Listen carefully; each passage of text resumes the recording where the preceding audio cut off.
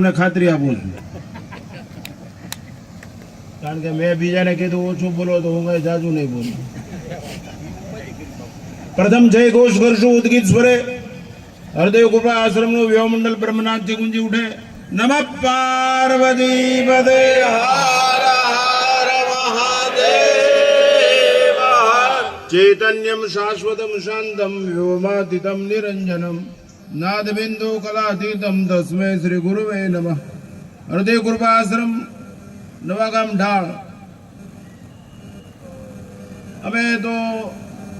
અમે જે કઈ બોલશું એ જીવન પ્રસારણ હશે.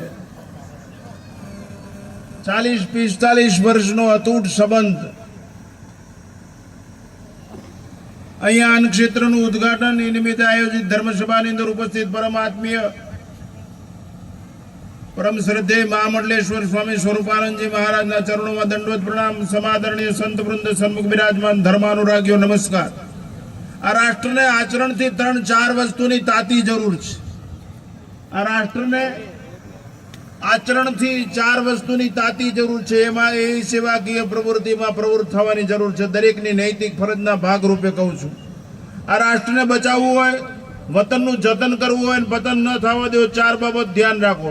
સંસ્કૃતિને બચાવો, પ્રકૃતિને બચાવો, રાષ્ટ્રને બચાવો, ધર્મને બચાવો. આ 4 બચશે તો તમે બચશો. સોનું ચાંદી તમારી પાસે ગમે એટલા હશે તો તમે બચશો નહીં. સંસ્કૃતિ જોશે, પ્રકૃતિ જોશે. આવતા 5 વર્ષમાં ઓક્સિજન વગર મરી જશો, પાણી નહીં પીવા મળે. અને 56 નહીં 76 ડિગ્રી ટેમ્પરેચર થઈ જશે. માણસ 65 ડિગ્રીએ મરી જાય. એટલે પર્યાવરણનું પહેલું ધ્યાન રાખો, પાણી બગાડો નહીં. આ તો સેવા કરવાનો તમને પ્રકલ્પ શીખડાવો છો. પાણી ન બગાડો તોય સેવા છે. વૃક્ષ નો વાવર પણ વૃક્ષ જે ઊભું છે ને પાણી પાવ તોય સેવા છે. રોજ એક વૃક્ષ વાવતા શીખો. આખી જિંદગી દરમિયાન 10 વૃક્ષ ઉછેરો તો 400 કરોડ વૃક્ષની આ દેશને જરૂર છે. નહીતર 5 વર્ષ પછી આ દેશનો સમાજ ઓક્સિજન વગર મરી જશે, પાણી વગર મરી જશે. ગંગાના હિમાલયના ગ્લેશિયર પોઈન્ટ બધા ઓગળી જાય છે. ગંગામાં પાણીનો પ્રવાહ બંધ થઈ જશે. આ તમે હસવાની વાત ન સમજા, તમારી મૂર્ખામી ન સમજતા. આ સત્ય છે નગ્ન. પ્રકૃતિને બચાવો તો સંસ્કૃતિ નહીં બચે. વિકૃતિ આ તમારા માટે ઘાતક સમાજ થશે. વિકૃતિનો વિકાર તમારો સ્વીકાર કરી છે, મનુષ્યનો અધિકાર છીનવી લેશે. તો સંસ્કૃતિ જેનું જતન કરવાથી આ પર્યાવરણની વાત કરી, પણ તમે આપણી જે સંસ્કૃતિ છે, આપણી જે વિરાસત છે એનું પર રક્ષણ કરવાની જરૂર છે. દેશની અંદર, ઘરની અંદર તમે રામાયણની ચોપાઈ અને ગીતાના શ્લોકને ગુંજતા કરી દો તો આ રાષ્ટ્ર બચશે. બાકી ટેપ ટીવી રેડિયોના સંગીતના જલસાથી બચશે નહીં. તમારી પ્રજાને બચાવો, ખાતા શીખડાવો, ફરીથી એને તન તંદુરસ્ત, મન સ્વચ્છ અને વિચારોની પવિત્રતા રહે. આ સેવા કરો તમારા ઘરની અંદર. આ રાતો રાષ્ટ્રની સેવા કરી કહેવાશે. એ હાઈલી ક્વોલિફાઈડ થઈ જાય તો તન તંદુરસ્ત જોશે, મન સ્વચ્છ જોશે, વિચારોની પવિત્રતા જોશે, સત્કર્મનો પ્રવાહ જોશે. એટલા માટે સંસ્કૃતિને બચાવતા શીખો. આ સ્થાન છે સંસ્કૃતિ બચાવવા માટે જઈ છે. અરવિંદગીરી બાપુના વિશે હું બોલું તો સવાર પડી જાય તો પૂરું ન થાય એટલું બધું બોલી શકું. કારણ કે અમે વર્ષો સુધી સાથે એક જ મોટરની અંદર. એક તમને સામાન્ય વાત આપું, હું એમ કહું, અરવિંદગીરી બાપુ ગાડીને અંદર લાવીને કીધું બહાર ઉભી રાખી દે. હું બટુક બાપુ અંદર બેઠા, અરવિંદગીરી બાપુને એમ કે બેસી જાઓ. એટલે જબ્બો ને એક ચંપલ બધું હાથમાં લઈને તરત ગાડીમાં બેસી જાય. જબ્બો પહેરવાનું અંદર ગાડીમાં, ચંપલ પહેરવાનું ગાડીમાં, પાણી પીવાનું ગાડીમાં, બેસી જાય. આટલી તૈયારી. વ્યાજવા પૈસા લઈને કોકની દીકરીઓ પરણાવી, વ્યાજવા પૈસા લઈને કોકના આણા કર્યા, વ્યાજવા પૈસા લઈને કોક વિદ્યાર્થીઓની ફી ભરી. આ અરવિંદગીરી બાવળી. અરવિંદગીરીને યાદ કરી એનું કારણ આ છે, એને સેવાને જીવતી રાખનાર કોઈ સાધુ હોય તો આવડો. સેવાને જીવતી રાખનાર અત્યાર સુધી તો ધર્મને જીવતી રાખતો. જે ધર્મ પર સત્તા અને સંપત્તિ આવી હોય, ધર્મ અધર્મ તરફ લઈ જાય. અહીં બેઠેલા વિદ્વાન સમાજના બુદ્ધિજીવી વર્ગ ખાસ નોંધ લે. 5-6 વાક્ય મારું વક્તવ્ય પ્રમાણ એક દ્રષ્ટાંત સાથે પૂરું. જે ધર્મ ઉપર સત્તા અને સંપત્તિ આવી હોય, ધર્મ અધર્મ તરફ લઈ જાય, પ્રેમ માર્ગ તરફ લઈ જાય, રાક્ષસી મનોવૃત્તિ તરફ લઈ જાય, હિંસા તરફ લઈ જાય, બીજવાનું ઝૂંટવી લેવા, લૂંટપાટ તરફ લઈ જાય. જોઈ લો ઈરાન અને અમેરિકાની દશા. એ ધર્મ ઉપર સત્તા અને સંપત્તિ આવી. જે ધર્મ ઉપર અધ્યાત્મ અને તત્વજ્ઞાન હોય એ ધર્મ અંતરકરણ શુદ્ધિ તરફ ઈષ્ટ તરફ લઈ જાય, શ્રેય માર્ગ તરફ લઈ જાય. એ પક્ષીના કુંડા બાંધવાનું કે, એ ગરીબ માણસોને અનાજ આપવાનું કે, ભૂખ્યાને ભોજન આપવાનું કે, બધાને મદદ કરવાનું કે, પોઝિટિવ એટીટ્યુડ વાળો એ આપણો સનાતન ધર્મ છે. આપણામાં અધ્યાત્મ અને ધર્મની પ્રધાનતા છે, તત્વજ્ઞાનની. એટલે આપણે પોઝિટિવ એટીટ્યુડ વાળા છીએ. આપણે હિંસામાં માનતા જ નથી. એનો અર્થ એવું નહીં કે આપણે હિજડા છીએ. હિંસા આપણે સમજાવ્યા પછી નો સમજે તો કહો પાર્થને ચડાવે બાણ, નકી યુદ્ધ હેજ કલ્યાણ. એ ધર્મયુદ્ધ કહેવાય. એટલા માટે વિશ્વમાં એક જ સનાતન ધર્મ એવો છે જેમાં તત્વજ્ઞાન અને અધ્યાત્મ લબાલબ ભરેલું છે. એટલે શ્રેય માર્ગ છે. એટલે કુરુક્ષેત્રના મેદાનમાં અર્જુને સામેથી કીધું યશ્રેષ્યા નિશ્ચિતમ બ્રુવિતન મે શિષ્યત્યમ સાધિમામ તમ પ્રપન્નમ. મારું નક્કી કલ્યાણ હોય. આ બધા જે પ્રકલ્પો છે નક્કી કલ્યાણ વાળા છે. એટલે આ પ્રસંગમાંથી હું રાજી હોઉં બહુ.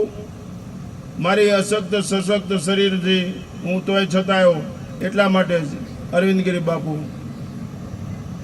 બાપુને બીડી પીવાની ટેવ. એટલે બટુકગીરી બાપુ એમ કે મને કે સ્વામીજી આપણે પાણી પીશું ને, અરવિંદગીરીને કે જોઈ આવજો ટાયરમાં હવા બવા બરોબર છે ને. ત્યાં અરવિંદગીરી બાપુ બીડી હળગાવીને બધા ટાયર જોઈ લે. આ બટુક બાપુને ખબર, પણ બાપુ એટલી બધી આત્મીયતા હતી, એટલી બધી આત્મીયતા હતી જેની કલ્પના ન થઈ શકે. અમે આ સરજુદાસ બાપુ ને અમે અઠવાડિયામાં 2 વખત ભેગા ન થયા ને હારી આજે માળીના હાથની દાળ ને રોટલી ન ખાધી અમને હોરી ન મળે. એટલે એક જ લીટીમાં કહી દઉં, અરવિંદગીરી બાપુ એટલે જીતી સેવા વાળો ભેગધારી સાધુ. અને હારે ખાવાથી આ દેશમાં સમરસતા ઊભી થશે, વિષમતા ખલાસ થઈ જાય. અહીં બધાને એક જ પંગતમાં જમવા આપવામાં, અહીં કઈ ભેદભાવ રાખવામાં આવે બાપુ. સમરસતા વિષમતા રાષ્ટ્ર માટે ઘાતક છે. એનું એક દ્રષ્ટાંત આપી મારો વક્તવ્ય સમાપ્ત કરું કે મારે હજી કાર્યક્રમમાં જવાનું છે એટલે પગ મારા હવે કામ કરતા નથી. અરવિંદગીરી બાપુ વિશે સૌથી નજીક હું, મને હમણાં એક પ્રસંગ યાદ આવ્યો. મહાદેવગીરી બાપુ અહીંયા રાત્રે હતા, હું બટુક બાપુ બેઠા હતા. મહાદેવગીરી બાપુ કે ફકડા બાપા, અમારા અખાડાનું શિરતાજ કહેવાય, એ કે સ્વામીજી સવારમાં આપણે નહીં મળ્યો. મેં કીધું શું વાત છે? મને કે બટુકગીરી બાપુને કે આપણે છેલ્લી મુલાકાત. અમે 2 કલાક બેઠા, સત્સંગ કર્યો ત્રણેય, હું અરવિંદગીરી બાપુનું. અમે બોટાદ પહોંચ્યા ને ત્યાં ફોન આવ્યો કે મહાદેવગીરી બાપુએ શરીર છોડી દીધું. બોલો, આ ફકડા બાપા એનો શિષ્ય મને એમ સાહેબ માથે બેઠો લાગે છે. અમૃતગીરી આવ્યો છે ને, હા, એ મારા ખાડાના કેટલાય છે. છેલ્લે એક દ્રષ્ટાંત આપી મારો વક્તવ્ય. હું સૌથી વધારે રાજી છું, કારણ કે આ નક્ષત્રના ખાતમુહૂર્તમાં મેં પહેલો ત્રિકમ મારેલો અને આની રિબિન ખોલીને મેં જ પુનઃપૂર્ત કર્યું છે. એટલે મને તો અરવિંદગીરી બાપુના કાળ જે ટાઢક વળે એટલો સંતોષ થયો છે, એટલો બધો. છેલ્લે એક દ્રષ્ટાંત આપીને મારું વક્તવ્ય. આ દ્રષ્ટાંત તમને વિચિત્ર લાગશે પણ પવિત્ર છે. એટલે એક ગામની અંદર પૈસાદાર ડોશી ગાંડી થઈ ગઈ.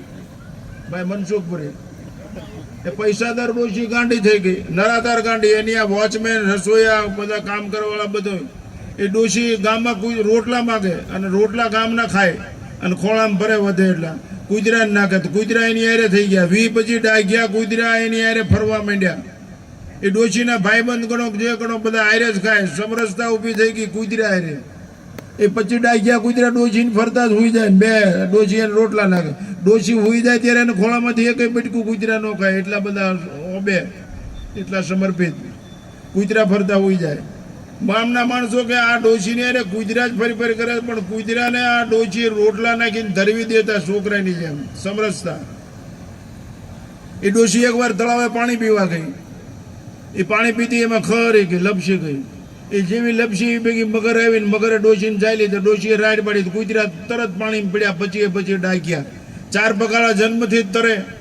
એ મગરને ચૂથી નાખી ઘડીકમાં, ડોશીને ઢળીને પાડી લાવ્યા, પાળા ઉપર લાવ્યા. અને ગામમાં દેખાડો કર્યો. ગામના માણસો આવી ગયા, ડોક્ટરો ગયા પાટા. પણ આ ડોશીને મગરે બટક્યો પડ્યો ને ઝટકો લાગ્યો ને, એમાં ડોશી ડાય થઈ ગઈ, હાજી થઈ ગઈ. એ પછી ઘરે આવી, નાય ધોઈને તૈયાર થઈને એક શેડ બનાવ્યો કુતરાને રહેવા માટે. 2 રસોઈયા બન્યા. એની પાસે પૈસા તો હતા જ, અને કુતરાને નાખ્યા. એ ગલુડિયાને બધું હારે રાખે. ડોશી 5 વર્ષ પછી મરી ગયા. એટલે કુતરા પહેલા શમશાન યાત્રામાં હતા, અને શમશાનમાં જઈને કુતરા ખૂબ રડ્યા. આ કૂતરા સાથે ભોજન કર્યું અને કૂતરા સાથે આત્મીયતા કરી. આપણે માણસ છીએ, હોટલમાં ખાવાના બદલે ઘરે ખાય અને નક્ષત્રમાં ખાય. તો આપણે ખાતા શીખવાની જરૂર છે.